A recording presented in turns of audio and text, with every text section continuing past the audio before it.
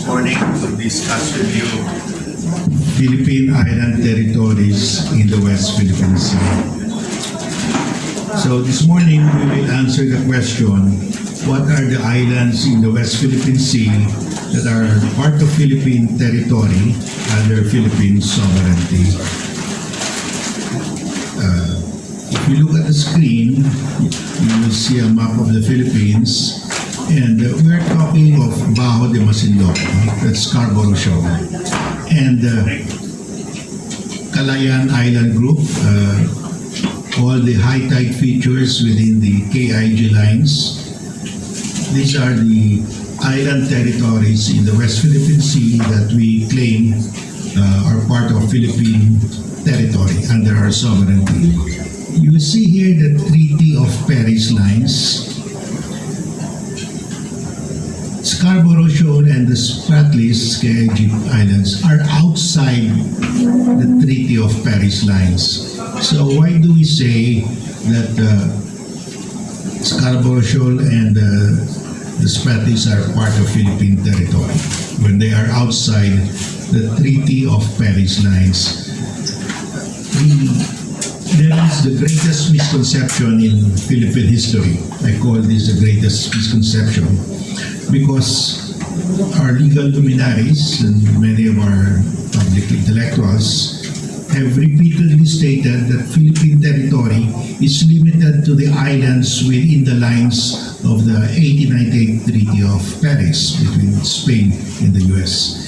This is factually, legally, and historically false. And it's time to put this false narrative to rest, because this has misled many people, including China. In 2009, former Solicitor General Estrito Mendoza wrote an article in Philippine Judicial Journal. This is the official journal of Philippine Judicial Academy under the Supreme Court. And he said, we must remember that the KIG came to be part of the Philippines only on June 11, 1978, when President Marcos Sr. issued PD 5096. The KIG has never, through the centuries of its existence, been regarded as part of the Philippine archipelago. So this has been quoted, cited by many Chinese scholars to say that, see, the Calayan Island Group or the Spratlys have never formed part of Philippine territory per your legal luminaries. And recently, last 2021, former Senate President Enrile, who is now the Chief Presidential Legal Counsel, you can see this in YouTube, he said, alam ko, yung Scarborough, hindi sa atin yan. Squatter lang tayo doon. It's outside the Treaty of Paris. So, go to YouTube, you will see this. And so, Chinese Foreign Minister Wang Yi, in a speech in 2016 at CSIS Washington, D.C., that's the leading think tank in Washington, D.C., before diplomats from all over the world, he said, Wang Yi said, there are three treaties that stipulate Philippine territory: the 1898 Treaty of Paris, the 1900 Treaty of Washington, and the 1930 Treaty with the British, demarcating the southern boundary of the Philippines. Areas in the west of 118 degrees longitude do not belong to the Philippines. Nansha, that's Spratlys, Wangyan, Scarborough Shoal are all in the west of 118 degrees longitude. He was referring to this. This is the 118 degrees longitude Treaty of Paris lines. This is the east-west areas to the west of 118 degrees. Scarborough Shoal and the Spratlys do not belong to the Philippines. That's per the Treaty of Paris. So there you are. And this has misled really a lot of people, and we have to put this to rest. And we have to tell the world that this is wrong, totally wrong, because it has misled many people.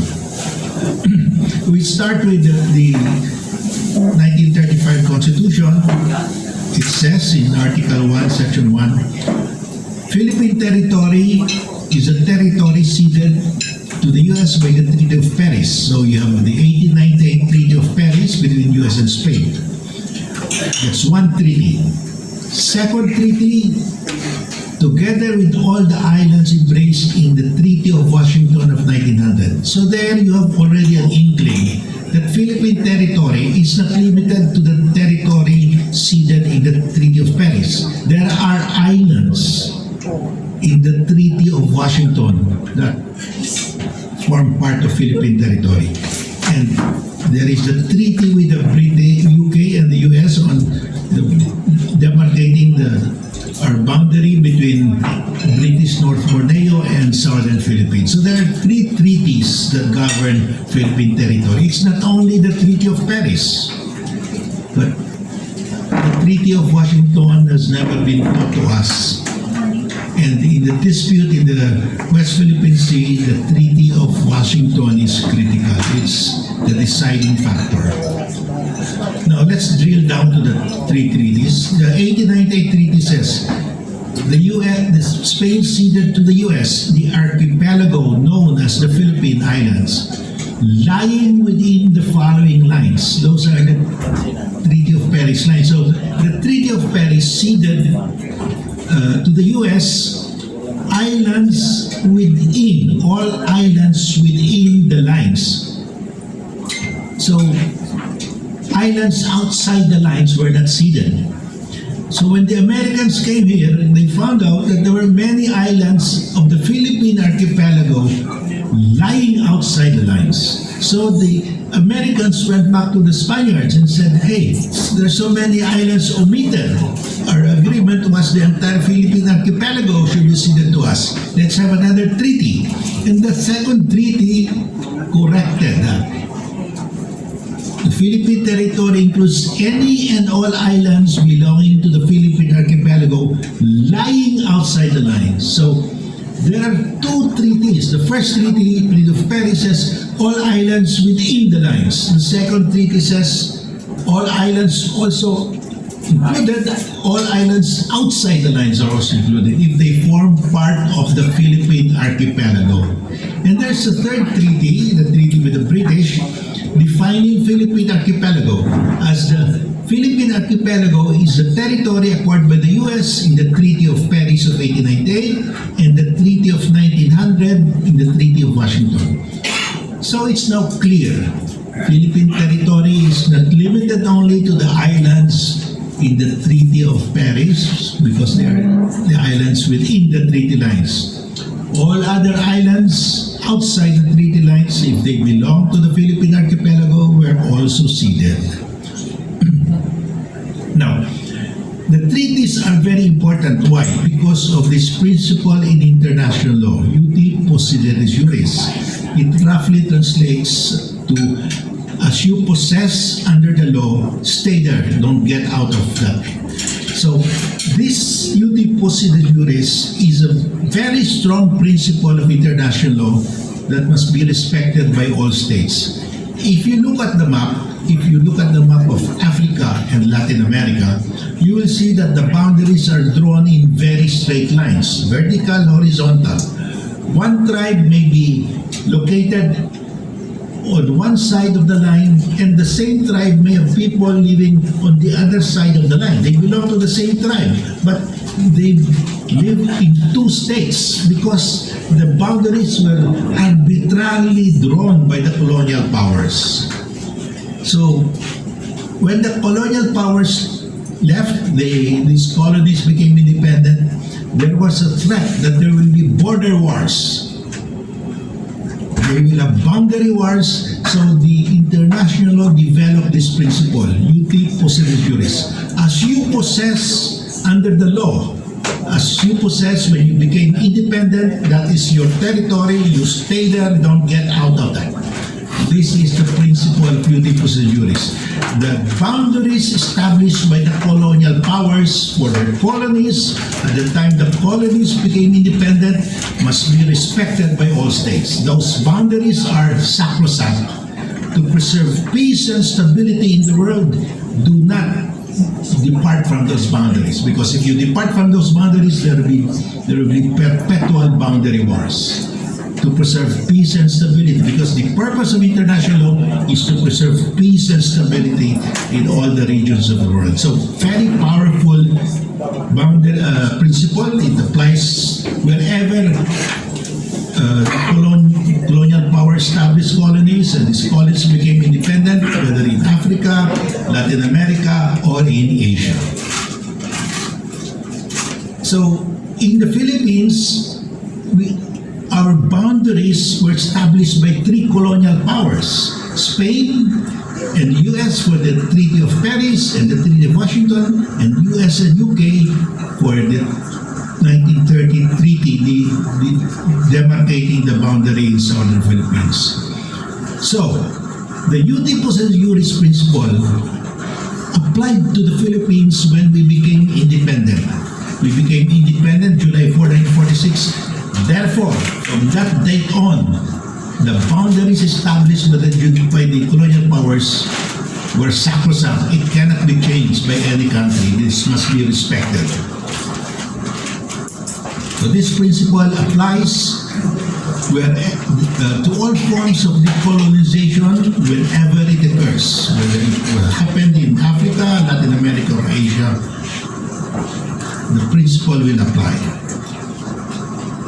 So, the question is, what are the islands of the Philippine archipelago constituting Philippine territory covered by the Uti Possederis Juris principle?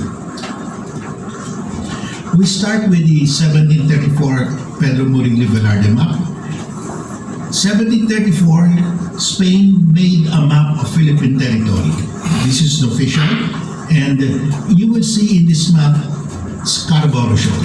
It was then called Panakot. The first name given to Scarborough Shoal was Panakot, a Tagalog word, which means danger. Because if you are not careful, your ship will hit the rocks of Panakot, it will run aground, and in 1784, a British clipper ship called Scarborough ran aground. So the European cartographers renamed the shoal Scarborough. And you have Los Baos de Parago. Parago was the old Spanish name for Palawan. Los Baos means the shoals of Palawan. Those are the Spratlys. In the 1700s, this is how they depicted shoals. If you see this in a map in this circa 1700 maps, that is a shoal, small islands. Now, this map is an official map because of this cartouche. That's the Royal Crown of Spain. If you see this cartouche in a map, that means it's an official map, because in 1733, King Philip V of Spain directed Governor General Tamon. He was the Governor General here at the time, and Tamon commissioned the Jesuit priest Pedro Murillo Velarde to make the map. Pedro Murillo Velarde was probably the most brilliant Jesuit friar sent to the Philippines. He made this map. It was a beautiful map. When it came out, Europeans were surprised, they were amazed because it was very detailed. You will see all the towns of the Philippines at that time inscribed in the map. Now, in 1792, Alessandro Malaspina came to Manila, and he made a survey of Scarborough Shoal, a hydrographic survey. This is a plummet, this is a lead, you drop the lead, this is a thin wire attached to the lead, and you can measure the depth of the waters. So he made depth soundings in Scarborough Shoal.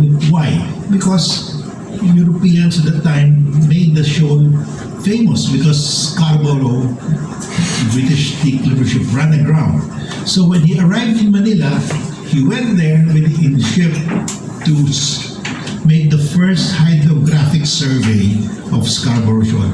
In fact, I think it's the first hydrographic survey that appeared in the map. Now, who was Alessandro Malaspina? He was the head of the Spanish scientific expedition that went around the world to visit the Spanish possessions, collecting specimens of flora and fauna and charting the Spanish waters. At that time, there was a race among the three great naval powers, Great Britain, UK, United Kingdom, France, and Spain.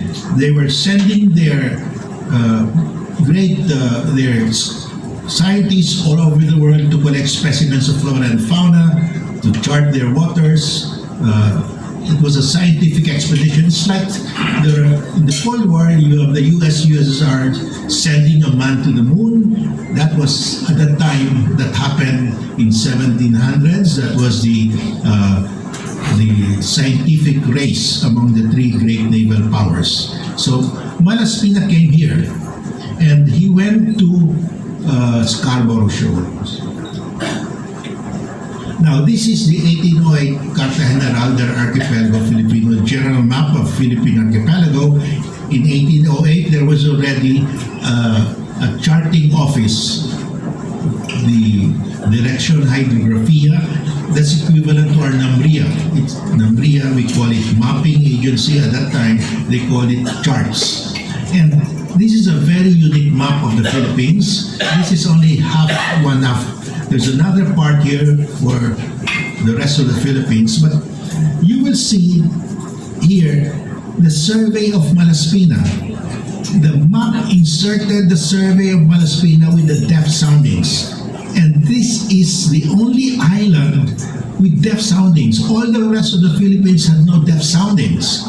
So why is it that only Scarborough had depth soundings? Because of this fellow, Jose Espinosa.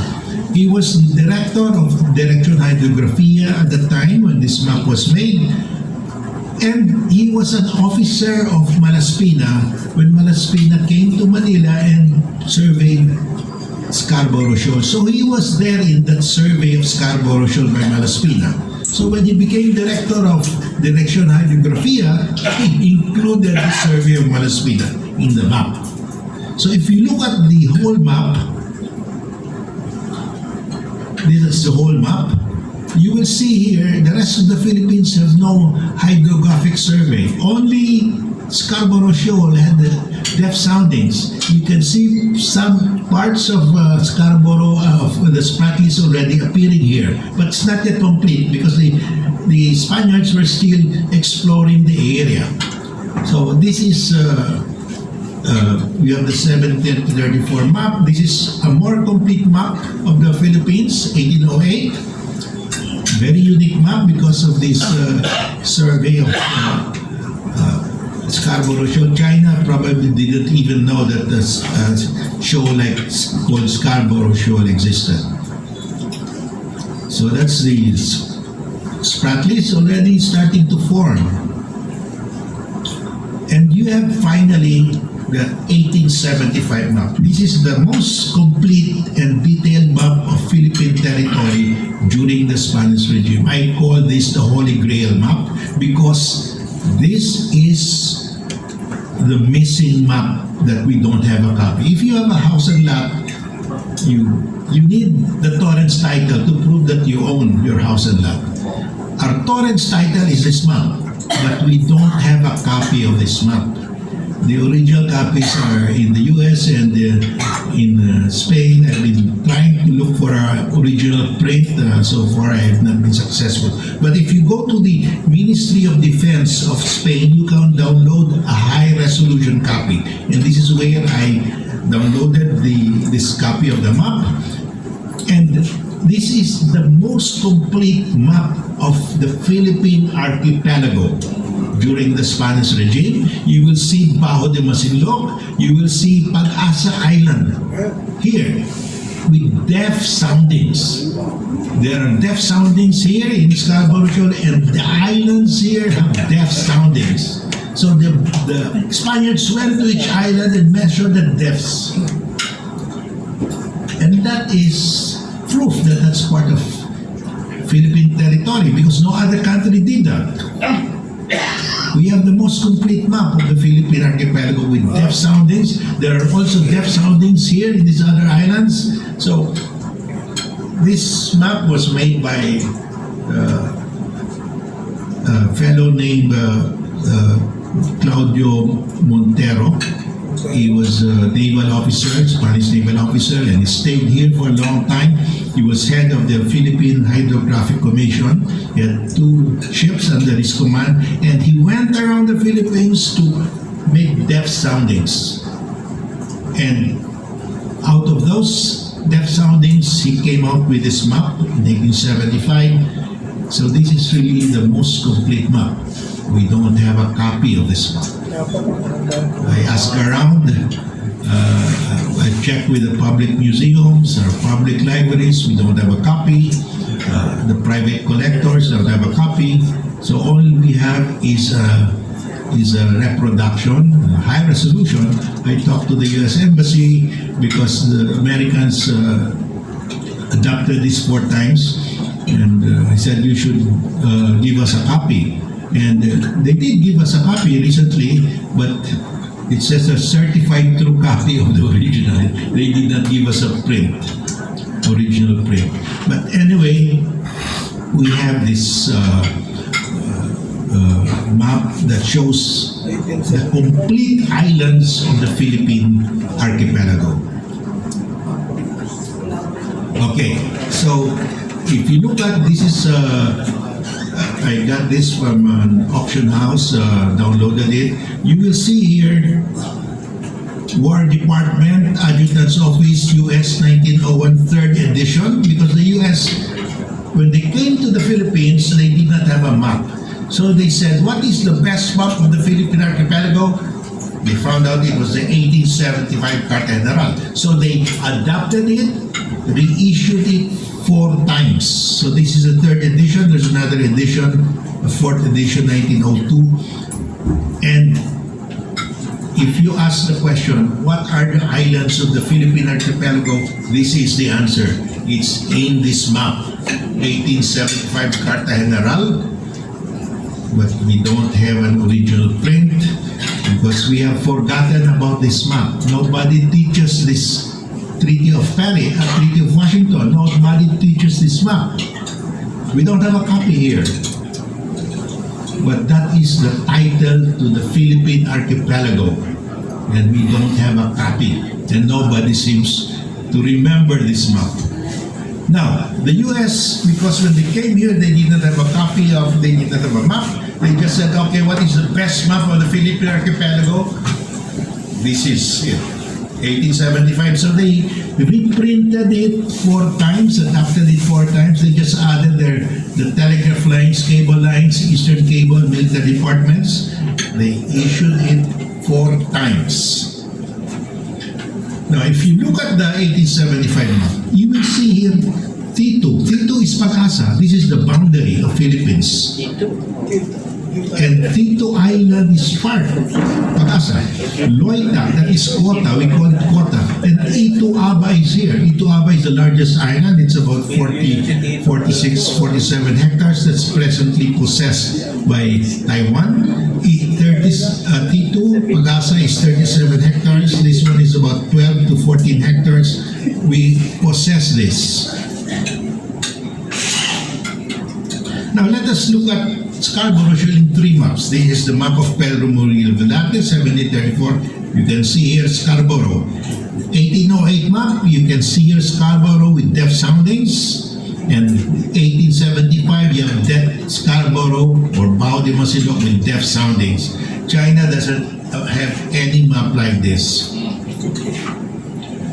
Now, if you go to the Kalayaan Island Group, because we do not actually claim the entire Spratlys because somebody made a mistake in 1978 when we claimed when we issued the PD 5096.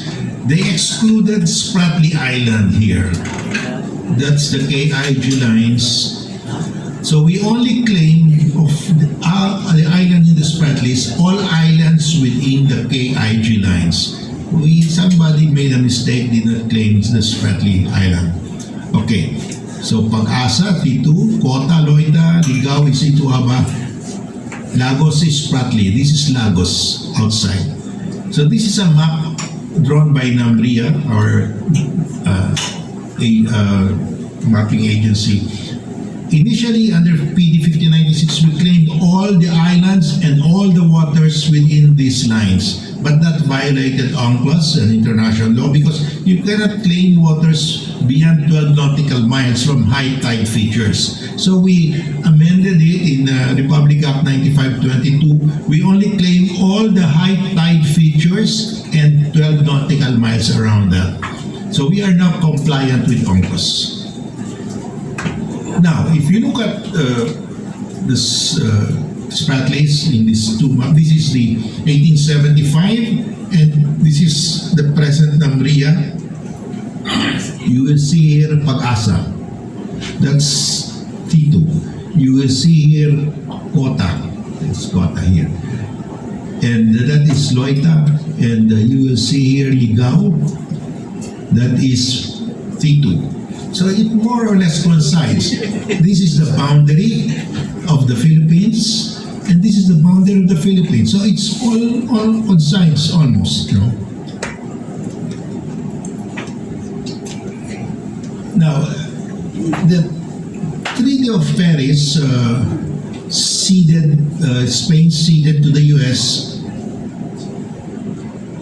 the islands known as the Philippine Archipelago, the Philippine Islands, the archipelago known as the Philippine Islands, comprehending the islands lying within the lines. So what were conveyed to the US were only the islands within the lines. And the US paid Spain $20 million for that. Now, so after the signing of the Treaty of Paris, the treaty was sent to the U.S. Senate for ratification. It has to be ratified. And the treaty really had a map. Very few people know that the Treaty of Paris had a map attached to it. And this is the map. If you look at the map, the Treaty of Paris lines were drawn this way. And it included the entire Spratlys. It included Cagayan de Sulu and Mapon Island, but it omitted Scarborough Shoal. So the map had a defect, but that's the only mistake. But it included the entire Spratlys, included Cagayan de Sulu, Cebuto here. So that was the map that was attached, and the Senate, when they ratified, the U.S. Senate, when they ratified the treaty, they were looking at this map. Oh, okay, everything is here. They did not, of course, know about Scarborough Shoal, so they approved it. But there was a problem, because the treaty, in the text of the treaty, the coordinates of these lines were stated longitude, latitude, longitude, latitude. If you connect all those longitude, latitude, the lines, instead of turning left sharply, it continued down and slanted and turned right sharply to exclude Cagayan de Sulu and Cebuto. So there was a problem. This is, if in the text of the treaty, if you draw the coordinates, this is the line. It slanted and turned right to exclude Cebuto, Cagayan de Sulu. So there was a mismatch. What was in the map did not match what was in the text. Of course, the text will prevail. So there was a problem. So when the Americans came here, the Spanish garrison in Cagayan de Sulu and Cebuto refused to vacate. They said, we're not part of the cession. If you look at the lines, we're outside. What was ceded to you were only the islands within the lines. So the Americans had to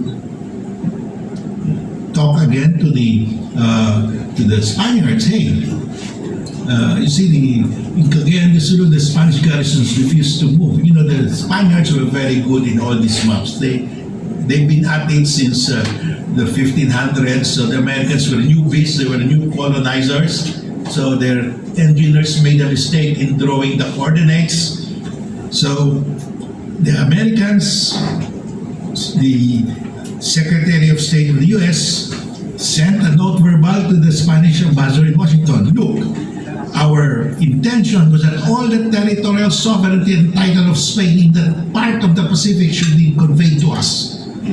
That was the intention. Everything in the Philippines, whatever you own in that part of the world should be ceded to us. The Spaniards said, we lost the war and you dictated to us. We had no recourse but to sign what you dictated to us. And the treaty says what were ceded were only the islands within the lines. All other islands outside the lines were not ceded. It's very clear. So that's the problem. There was exchanges of notes verbal, very acrimonious. They were really bitter about it, the Americans. And finally, the Americans said, okay, to cut this discussion, we will offer to pay you additional $50,000 so that everything is included. The Spaniards said, that's too little. The Americans said, okay, we will increase it to 100,000. And the Spaniards said, done, agreed. So, the Spanish ambassador in Washington sent a message to his boss in Madrid. And he said, there is only one article to the Treaty of Washington. And the provision in that article was drawn in such a manner as to include other islands outside the limits of the Treaty of Paris. Everything else. So there is now a meeting of the minds. The Americans' intention was everything that the Spaniards own in that part of the world will be ceded. But the text of the 1890 treaty was different. The Treaty of Washington corrected it, so there is now a congruence, a meeting of the minds. In the 1900 Treaty of Washington, the Spaniards agreed, okay, everything that we own in the Philippine archipelago is transferred to you. So there is a meeting of the minds that what was transferred were the entire Philippine archipelago, the islands of Philippine archipelago, whether they lie within or outside the lines, they were conveyed. So the lines are really not important anymore. But we still, if you go to the internet, all you see are the lines, and what is outside of the lines do not belong to the Philippines. That is what our legal luminaries have been saying. That is what they have taught us in law school. But it's all false. It's all wrong, historically wrong. So we have to correct it because this has misled the world. It has misled China. See, the Treaty of Washington says, Spain relinquishes to the U.S. any and all islands belonging to the Philippine archipelago lying outside the lines, as if they had been expressly included within those lines. So it even retroacted. The conveyance of the islands outside the lines retroacted to 1898. So today, the Philippine archipelago are the islands within and outside the lines, but this is not taught to us. What we see are the islands within, and this has misled China. So this is the map. The entire Spratlys were ceded. It included the Spratly Island, Ligao, but we made a mistake in 1978 in the PD 5096. We excluded a very big island. Because Spratly Island is only one of the islands of the Spratlys. Richard Spratley, who discovered the Spratlys, actually saw Spratly Island, but it's only one of the islands of the entire Spratlys. We missed that one in PD 5096, but that was a mistake. We've already announced it to the world. Well, Spratly Island is today occupied by Vietnam. But we never claimed it in PD 1596, so it's too late. But anyway, we have this. So this is a map that we have also forgotten. But this shows the intention. When the US Senate said, we ratified the treaty, that was what they were ratifying. But the text was different. That difference was corrected in the Treaty of Washington. So everything, exactly. Now, how about Scarborough Shoal? How do we argue that Scarborough Shoal? Okay, the Treaty of Washington says any and all islands belonging to the Philippine archipelago. It's a catch-all phrase that includes any other island. And so the question is, what are those islands lying outside the lines? We go to the 1875 map. Now, in 1938, the Philippines was run by the Commonwealth government made of Filipinos. So our leaders at the time, Philippine leaders, really had a good foresight. They said one day some other country will claim Scarborough Shoal. We have to make a marker there that it belongs to us. So let us put a lighthouse to show that this belongs to the Philippines. But is Scarborough Shoal really part of Philippine territory? So they said, okay, let's write the US. So they wrote Secretary Colonel Hull, the Secretary of State, the Foreign Minister of the US at the time. And the reply was this: because there are no other claims, absence of other claims, the shoal should be regarded as included among the islands ceded to the US in the Treaty of Washington of 1900, November. So this applied the 1900 Treaty of Washington, that Philippine territory included islands of the Philippine archipelago lying outside the Treaty of Paris lines. So the US said, yes, Scarborough Shoal is part of Philippine territory.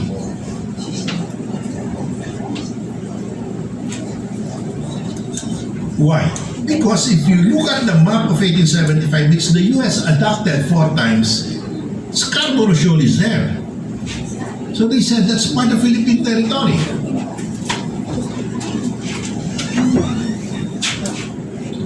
Okay, so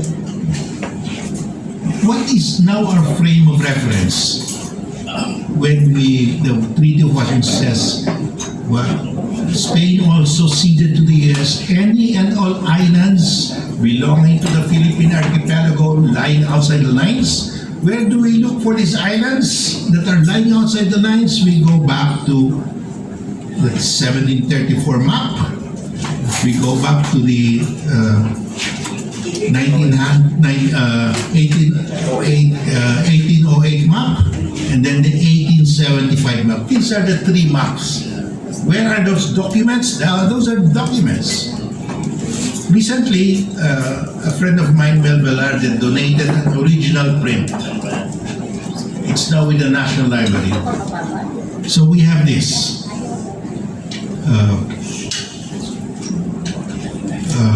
I learned that the map was being auctioned at Sotheby's, so I asked the public libraries, the private museums to bid for it, but they were not interested. So I had to ask a friend. I said, Mel, your name is Velarde, Mel Velarde. You must be a descendant of Father Pedro Murillo Velarde. I said, you have to bid for that map. So he bidded for the map and he won. So now he finally, the map is, because he had a condition, he donated it to the National Library, but the National Library must put up a permanent gallery for it with climate control, because you cannot just leave it there, and with security cameras. And because of COVID, they were not able to do it, but they recently finished it. So he already delivered it to the National Library a few days ago, last August 10, and it's open for public viewing this September, so you can go there and look at the map. This is really, we start with this map to show Philippine territory. I have a copy of this, the upper portion, which I will donate to the National Library. But we don't have a copy of this. We are looking for this. But I have a copy of the Treaty of Paris map, original print, which I will donate to the National Library. So in the permanent gallery, you will have all the maps proving Philippine territory. 1734, 1808, the Treaty of Paris map of 1898. And this map, we will put a placeholder, a reproduction only. We will replace it once we find a copy of an original print, because I've been living word with all the auction houses abroad if they come across this to inform me. So we are hunting for this map. Now, the US, as I said, issued 4 editions. After signing the Treaty of Paris, within 20 days, because the Treaty of Paris was signed December 10, before the end of December 1898, they issued the first map, 1875. 1900, before signing the Treaty of Washington, they issued the second edition. After the signing, they issued the third edition, and in 1902, they issued fourth edition. So the 1875 map was very well known among the American military officers assigned here. That's why I think one of those, or a few of those military officers were assigned later to advise General Chiang Kai-shek, because Americans were helping him in the fight against the Chinese communists. And they probably told him that there is a map of Philippine archipelago. I will explain that later. So it is the map, our title to the Philippine archipelago. We don't have an original print of this map, but this is it. We have forgotten about it. Now, in 1928, there was this famous case, Island of Palmas case, between the US and the Netherlands. They were quarreling over an island off the coast of Mindanao, east side of Mindanao in the Pacific. There is an island there, Islas Palmas, very close to Sarangani. The Spaniards discovered it and put it in the map. It's part of the 1875 map as part of Philippine territory.